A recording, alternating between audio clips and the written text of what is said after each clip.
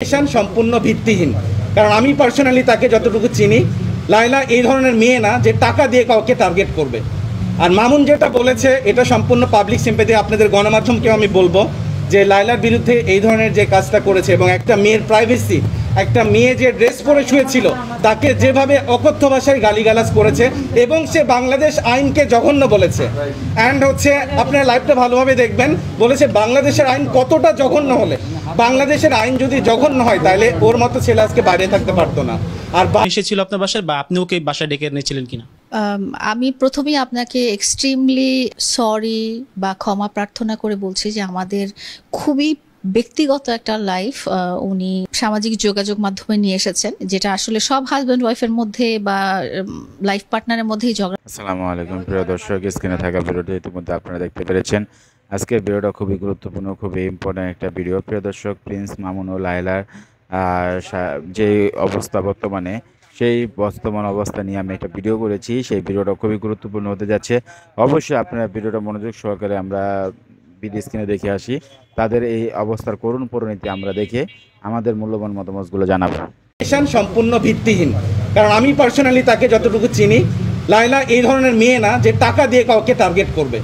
আর মামুন যেটা বলেছে এটা সম্পূর্ণ পাবলিক সিম্প্যাথি। আপনাদের গণমাধ্যমকেও আমি বলবো যে লায়লার বিরুদ্ধে এই ধরনের যে কাজটা করেছে এবং একটা মেয়ের প্রাইভেসি, একটা মেয়ে যে ড্রেস পরে শুয়েছিল তাকে যেভাবে অকথ্য ভাষায় গালিগালাজ করেছে এবং সে বাংলাদেশ আইনকে জঘন্য বলেছে। অ্যান্ড হচ্ছে আপনারা লাইভটা ভালোভাবে দেখবেন, বলেছে বাংলাদেশের আইন কতটা জঘন্য হলে, বাংলাদেশের আইন যদি জঘন্য হয় তাহলে ওর মতো ছেলে আজকে বাইরে থাকতে পারতো না। আর বারবারই লায়লা সিম্প্যাথি দেখায় তাকে ট্রাই করেছে মানুষ বানানোর জন্য। ও একটা মানুষরূপী পশু, ওর ভিতরে পশুত্ব আছে। মামুনের জায়গায় যদি পৃথিবীর অন্য কোনো ছেলে থাকতো, সারা জীবন ওর গায়ের চামড়া কেটে লায়লার জুতা বানায় দিলেও ঋণ শোধ করতে পারতো না। কারণ আমি যে কয়েক রাত লায়লার বাসায় থেকেছি, মামুনের জন্য লায়লার বেবি সিক ছিল, ওর একটা বেবির স্লিপিং ডিসঅর্ডার আছে, বিভিন্ন ডিজিজের কারণে সে ঘুমাইতে পারে না। বাচ্চা অসুস্থ, সে রাত 2টোর দিকে ওকে বলে আমি চাউমিন খাবো, আমি এইটা খাবো, আমি ওইটা খাবো। এ বেচারি সেই রাত্রে, মানে আমি অবাক হয়ে গেছি, রাত 3টার দিকেও চাউমিন বানায় নিয়ে আসতেছে। এটা কি ভালোবাসা নয়? ও একতরফা মামুনকে ভালোবেসে গেছে আর মামুন জাস্ট ওকে ইউজ করে গেছে। আমি এটা গণমাধ্যমকে আজকে বলতেছি, আমি মামুনের বিষয়ে আরও অনেক কিছু জানি, বাট কখনোই মুখ খুলি নাই। এর আগে আমি 2-1বার বলার চেষ্টা করেছি, মামুন আমাকে বিভিন্নভাবে হুমকি দিয়েছে। আমি সেটাও সাংবাদিকদেরকে প্রেজেন্ট করেছি যে ও বিভিন্নভাবে মেসেজ দিয়ে আমাকে মারতে চায় বা আমাকে বলতে চায় যে আমি তোকে দেখে নিব, 3 দিনের মধ্যে তোর এই ক্ষতি করবো, ওই ক্ষতি করবো। তুই কেন লায়লার পক্ষে গেছি? শুধু তাই না, লায়লার সারাউন্ডিংয়ে আমরা যারা ওকে বোনের মতো ভালোবাসি এবং আমরা ওর পাশে দাঁড়াতে চাই, ও প্রত্যেকটা ছেলেকে থ্রেটমূলক কথা বলে যে কেন তুমি লায়লার সাথে, আমার মাধ্যমে পরিচয়, লায়লার কাছে কেন যাবা? বাট আমাদের তো একটা বিবেক আছে। আমরা এই কারণে লায়লাকে সঙ্গ দিয়েছি, সাথ দিয়েছি, কারণ আমরা লায়লার ভিতরে অথেন্টিক জিনিসটা দেখেছি এবং ভালোবাসাটা দেখেছি। সো মামুন যেটা করেছে, ওকে ইউজ করেছে, প্রতারণা করেছে।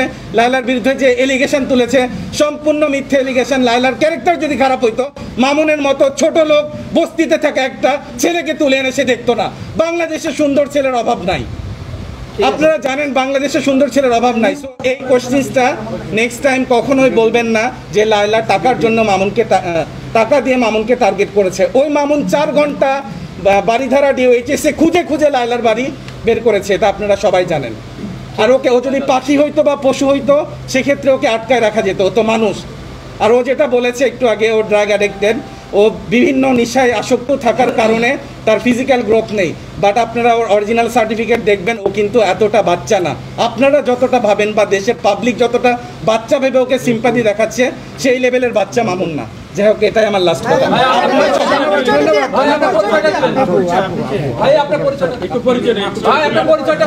আমি হচ্ছে এখন স্টিল লায়লার ভাই, এন্ড হচ্ছে এমডি লিখন চৌধুরী, মামুনের ভাই ছিলাম। আমার ভাই এসেছিল আপনার বাসায় বা আপনি ওকে বাসায় ডেকে এনেছিলেন কিনা? আমি প্রথমেই আপনাকে এক্সট্রিমলি সরি বা ক্ষমা প্রার্থনা করে বলছি যে আমাদের খুবই ব্যক্তিগত একটা লাইফ উনি সামাজিক যোগাযোগ মাধ্যমে নিয়ে এসেছেন, যেটা আসলে সব হাজব্যান্ড ওয়াইফের মধ্যে বা লাইফ পার্টনারের মধ্যেই ঝগড়াঝাটি এগুলো হয়ে যায়। ওটা এমন সিরিয়াস কিছুই ছিল না। তো উনি এমনভাবে পাবলিকলি নিয়ে আসছেন যে এখন এটা একদম, মানে কি বলবো, যে পুরো নেট পাড়ায় ছড়িয়ে গেছে এই জিনিসটা, যেটা আসলে উচিত হয়নি, এটা করা উচিত হয়নি। এটা আমার এবং তার ব্যক্তিগত কথোপকথন ছিল, এটা কোনো লাইভ করার ব্যাপার ছিল না। এবং সে যে লাইভ করছিল সেটাও আমি কিন্তু বুঝতেই পারিনি। আমি কিন্তু পরে দেখেছি যে সে লাইভ করেছে। আমি প্রথম ভেবেছি কি সে হয়তো এমনি ক্যামেরা ধরে মোবাইল ধরে রেখেছে বা এটা সেটা, বা মোবাইলে সে কিছু দেখছে বা ভিডিও করছে বা চিৎকার করছিল। যখন ঝগড়াঝাটি সব পরিবারে হয়, সব হাজব্যান্ড ওয়াইফের মধ্যে হয়, সব বয়ফ্রেন্ড গার্লফ্রেন্ডের মধ্যে হয়, ভাই বোনের মধ্যে হয়, পরিবারে ঝগড়াঝাটি হয়। এটা ঝগড়াঝাটিটা লাইভে নিয়ে আসার মতো কিছু না। হ্যাঁ, এবং আমি খুবই ব্যক্তিগত একটা স্টেজে ছিলাম। আমি একদম মানে ঘুমাইছিলাম, একটা টি শার্ট, মানে কি অবস্থা। তখন আমি যেটা বলছিলাম যে আমার তার আগের রাতে আমার ঘরের এসিটা সার্ভিসিং করে দিয়েছে, আমার পর্দার মধ্যে বেডশিট লাগানো ছিল যাতে পর্দার মধ্যে ময়লাগুলো না পড়ে।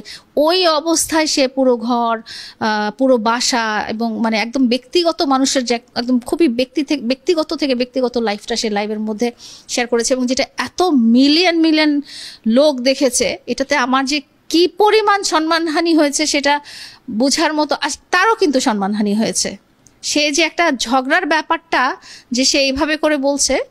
আচ্ছা, প্রিন্স মামুনের সাথে আমার 1 তারিখ মার্চ থেকে প্যাচ আপ হয়ে যায়, এবং তার সাথে আমার যে একটা সম্পর্ক আছে বা ছিল, এটা যেহেতু সবাই জানেন।